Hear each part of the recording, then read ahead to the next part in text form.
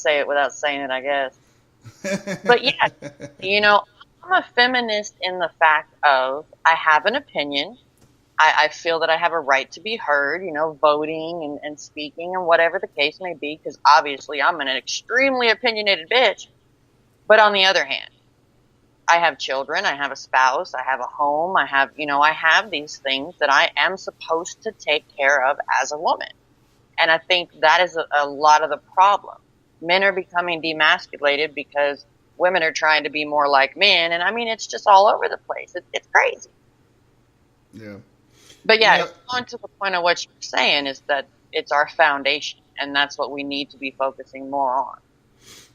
right. And, I will say this, you know, on the military aspect, you know, I am very proud of the women who have stepped up and wanted to be a part of that front line because Oh, women are there are a lot of things in the military that women are better at than men. You know, they're in the society side, yes, women have stepped up, become executives, they're running businesses and stuff like that. And, some guys get very, very, very fucking jealous of that shit. right. Why? Why are you jealous of your spouse succeeding? It takes two nowadays in society to be able to make it. But you're right though. Somebody needs to be at home, taking care of the house, taking care of the kids. I still, some people may not like what I'm getting ready to say, and sorry for you, I'm fucking old school. But, men, we take care of the yard work. We fix the fucking cars. If there's something broke in the house, we're the ones that need to be fixing it. Women cook like a motherfucker. That's why us guys get big bellies. We're happy. Right. You know what I'm saying? But there again, also, men should show a lot more appreciation to their wives. If they've been on their feet all day, cooking and cleaning and messing with the kids and whatnot, men should sit them down at nighttime, rub their backs, rub their shoulders, leave the little notes around the house that y'all will find during the day. Just saying, hey, love you, babe, thinking of you, hope you have a great day. Can't wait to see you Right. whenever I get home. Those things actually mean a lot to some people. You know, Exactly. Me and my spouse are very much so on the little things are the biggest things in life. that's right. If just a little tiny corner of a notebook paper that says, "Hey, gonna miss you today," or you know, um, him coming home and doing the dishes because I didn't get to him or whatever. I'm very much funny in my balance of old school and modern because I'm a daddy's girl. Always have been. Tomboy from hell. So, mechanic wise, yard work, fixing something, all the things you stated that men do, I learned how to do as a child. I was the one right there on my dad's heels. So, and I still do so. And then I have the mom stuff on top of it, and then I work on top of it, and I homeschool and all this other stuff. And it's a lot. But I'm lucky in having a spouse now who contributes literally just as much. So in the world we live in, no matter what you're doing or who's working, if the dad is the stay-at-home parent or whatever, it doesn't matter. If you're not working as a team on everything, you're not going to work. Right. You know, mom should mom stuff and mom should be doing this and that when she can. But in the case where she cannot, that's when her spouse needs to step up and do so. And they both need to respect and appreciate that about each other. And because they don't in most cases these days, that's where everything just falls to shit. It's Yep. like, you're supposed to do this and I'm supposed to do this. No, not in today's world. It's not possible. Nope. And if you're a single mom, it's even harder. You're working, plus you're doing all that stuff, plus you're doing everything else. And it's creating this atmosphere of just utter chaos. And that's where families are falling apart. I agree 100%. And to all the guys out there, and I've said it many, many, many a times, and I will continue to say it.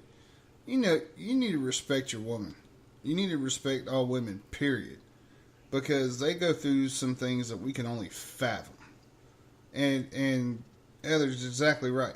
Being a single parent is a job above all jobs. Waking up early in the morning, getting the kids ready for school, sending them off to school. If you got to go to work, then you got to go to work, get home, get the kids' homework done, cook dinner, wash clothes, do whatever else needs to be done, then tuck them in bed. And then how much time do you have to yourself? Just to be able to sit there, relax, and take a breath and be like, okay, I can sit here and relax now. It'd be great for somebody just to be here to rub my feet right now. But,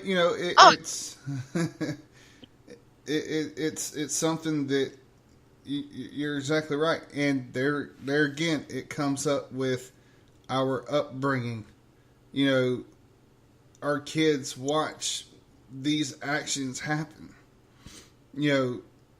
My son tells me all the time that, her and her boyfriend, they fight. If she can't go on a motorcycle ride, he'll go pick up another chick and take her with him. I'm like, well, do I need to come over there and smack some fucking sense into him? I was like, me and my ex will never be back together, but I'd be goddamned if I'm gonna, sit here and watch him put her in a bad fucking mood, and then the kids sit there and watch something that shouldn't be. Okay, if she can't go on the motorcycle ride, guess what? Neither should you. You should be right there beside her. Find something else to do as a family. Go camping, go fishing, go hiking, go do fucking something. You got dirt bikes, four-wheelers, and all kinds of shit that you can go off and go do together. But I agree. Our kids, as they get older, teenage years and stuff like that, they start becoming into their own people, their own personalities. They like to go do stuff on their own with their friends, their girlfriends, and stuff like that. And we pray that the good aspects of life that we put into them, that they carry on, throughout their lives. And, I have to say that I'm proud of my kids because they've turned a lot of shit down so far. And I know it because the town that they live in, I got eyes everywhere. I'm not spying on my kids. But they can't go into some other town and do something without somebody seeing them that knows who I am. But I live in a small town too. I know what you mean. Gastonia, we have Gaston County. We have a few towns: Campbell, Lowell, Belmont. Well, not Belmont, but Campbell, Lowell, Mount Holly, and whatnot. Those are the towns that literally have one stoplight, and it's got the greatest corner store fucking food you could ever imagine. But it everything that we talk about, it's coming back down to your basic parenting aspects. Do the right thing, work together as a team, and if there's an argument that pops up, what's the point of screaming and yelling and cussing at each other?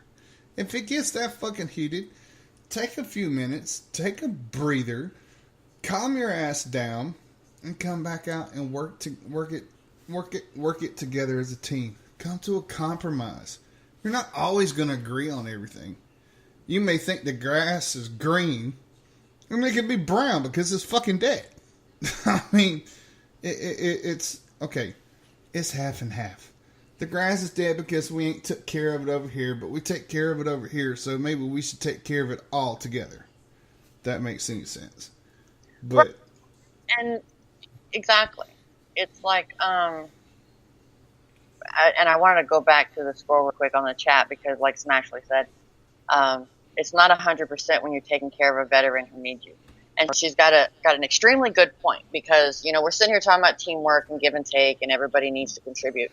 I am not a veteran, but on the same aspect, I have a couple of illnesses. That's the word we'll use, I guess. Not to get too depressing here, but there's a lot of times when I'll have flare-ups or bad days or I did too much or whatever. Just this morning, I actually could not sit myself up in bed, but I knew I had to move. Mm-hmm. And that's when the give and take comes in, is, I needed him at that moment to help me sit up and move to be able to loosen up or whatever. And he was right there, late for work and everything by like 5 minutes because I needed that help. And there was no question asked. That's just what it was. And it goes the same the other way. It's any relationship where there's one side or both sides that need that extra push sometimes. It can become strenuous, but that's when you're either all in or all out. There's no maybe, kind of, sorta in any of this. And I Mm-hmm. think that's where a lot of our country is falling and why our divorce rate is so high. Because like you were saying, I really wish somebody was here to rub my feet right now. In most cases, it's almost a fight between couples. My feet hurt because I've been on them all day. You should rub them. Well, but my feet hurt because I've been on them all day also. So you should rub them. So it becomes an argument of who's going to rub whose feet, when really both of you should just sit down and rub each other's fucking feet. It's not that hard, but it becomes hard because everybody is all very much self-involved. Mm-hmm. And it's a problem. And I know this seems like it's completely off topic from the Patriot movement or whatever, but it's really actually not. It's not. We're on the side that should be realizing that. We're the ones pushing the core values of what we are. Yep. And in really not following up with that in some cases, when we're bailing off to go do 100 things that we're really not even welcome at, and we're leaving our families at home to fend for themselves. Yep. It makes no sense to me. It truly doesn't. I mean, like I said, all in or all out. You give it or you don't. But you can't be fighting over who's going to rub whose damn feet. It's insane to me. Yep. Exactly. Yeah, and that's a good point. My last marriage. Unfortunately, that's where my PTS really smacked me in the face. I didn't know which way was up, down, left, or right. And I was trying to find myself again and trying to find ways to be comfortable in certain aspects, as going out in the crowds, going out to eat, being touched and stuff again. And, all I got, well, it's me. You don't find me attractive no more. You don't want to sleep with me no more. We don't ever have sex no more. And it's like, sex was such a big fucking issue. Yes, it's a part of a relationship, but I'm like, you don't go to therapy meetings with me. You don't sit here and learn what triggers me and what could help soothe my flare-ups. You're not the one that is sitting here. You're not the one that's sitting there trying to study and talk to other people about what are ways to help me cope. But yet, I'm still buying you flowers. I'm still putting cards around the house. I'm still leaving you notes to let you know that I still care. And it's nothing about you. She's very, very selfish. And after I lost my leg, I could see it in her eyes. And they do say that the statistics of an injured veteran, especially a loss of a limb, the divorce rate is very, very high because, it's just, they don't see that person the same anymore. They don't see them being able to do certain things anymore. And I seen it in her eyes. I knew it was coming. And I told her, I said, Right. Look, I love you, but go ahead and draw the papers up because I already see it. You see me once a month. And it got to the point where we got home. Got out of the hospital. I was in the hospital for almost a year. And got home. And funny jokes to them. I could be, rolling into the kitchen, sitting in the hallway in my chair or something like that. And boom, oh, you fell out of your chair. Are you okay? I'm like, you dumb bitch, you pushed me. I was like, where do you find that fucking funny? It just got to the point to where I guess they were just trying to push me over the edge because they knew if they did, then, upper command would take charge and da-da-da-da-da. But you're not going to break me.